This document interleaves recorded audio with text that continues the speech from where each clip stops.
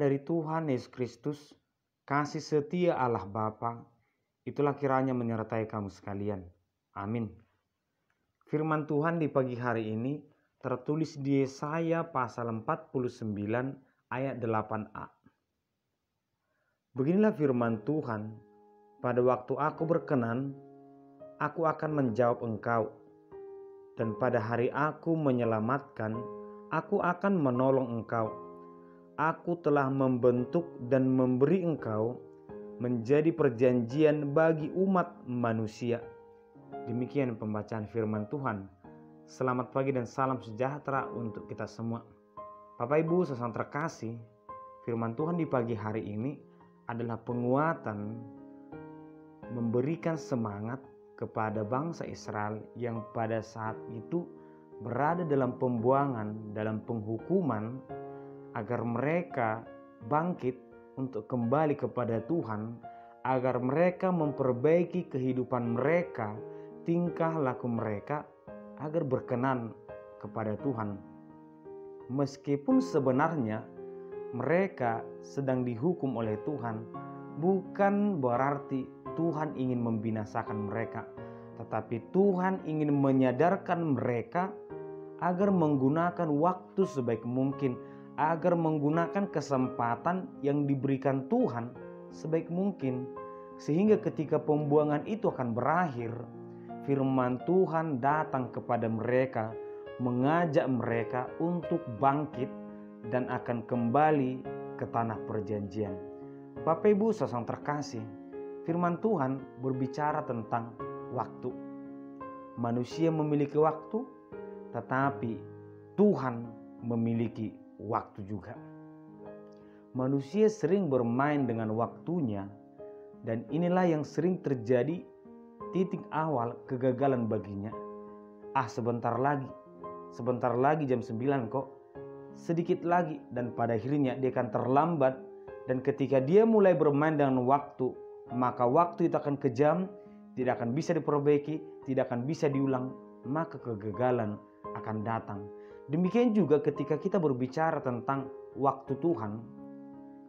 Ada sebuah kisah ataupun gereja katedral yang ada di Perancis yang dibangun tahun 1015. Gereja itu sudah bisa ditempati, sudah bisa dipakai tahun 1015. Namun ternyata ketika mereka membangun menaranya, itu bisa selesai 424 tahun kemudian. Mungkin kita akan berkata, mengapa seperti itu? Harus berapa puluh generasi baru bangunan itu selesai? Mengapa begitu lelahnya manusia merancang bangunan itu? Inilah waktu manusia. Terkadang manusia ingin merencanakan sesuatu dengan cepat, tetapi ternyata Tuhan mengatakan itu harus lama. Manusia berkata mungkin ini mengerjakannya harus akan lama, membutuh waktu akan panjang, tetapi Tuhan berkata itu akan terlaksana sebentar. Sehingga dalam 2 Petrus dikatakan 1000 tahun itu sama dengan 1 hari di hadapan Tuhan. Ketika kita berbicara tentang waktu Tuhan, maka Tuhan juga mau mengatakan segala sesuatu yang terjadi di dalam kehidupanmu itu di dalam kuasaku, itu di dalam tuntunanku. Maka segala sesuatu bisa terjadi jika itu sesuai dengan kehendak Tuhan. Bapak Ibu saudara terkasih, bagaimana teguran Tuhan kepada bangsa Israel yang tidak menggunakan waktu dengan baik, demikian juga firman Tuhan datang kepada kita di pagi hari ini. Kita memiliki waktu yang diberikan Tuhan, yang kita tidak tahu kapan itu berakhir. Yang kita harus tahu bahwa kita harus menggunakan waktu kesempatan yang diberikan Tuhan sebaik mungkin. Karena waktu itu tidak akan pernah terulang. Namun ketika Tuhan berkata, pada waktu aku berkenan, aku akan menjawab engkau, menjawab doa-doa manusia.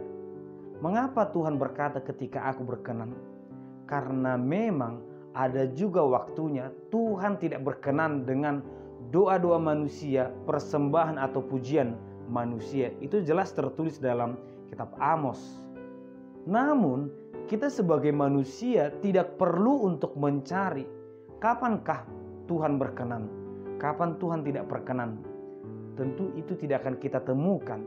Namun yang bisa kita imani bahwa setiap saat Tuhan berkenan kepada kita, tapi setiap saat juga Tuhan bisa tidak berkenan kepada kita jika kehidupan kita tidak berjalan sesuai dengan kehendak Tuhan. Oleh karena itu, ketika kita melakukan apa yang Tuhan kehendaki, lakukanlah dengan benar. Ketika Tuhan memberikan umur yang panjang, kesehatan, kekuatan kepada kita, mari kita gunakan dengan sebaik mungkin. Jangan membuat Tuhan kembali marah seperti yang terjadi kepada bangsa Israel. Bapak Ibu saudara terkasih, demikian juga kehidupan manusia. Terkadang kita melihat dari sehatnya badannya sepertinya usianya akan panjang. Kenyataannya tidak. Dari penyakitnya sepertinya usianya tidak akan lama. Kenyataannya juga tidak.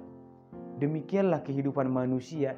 Kita tidak akan tahu apa yang terjadi di depan sana.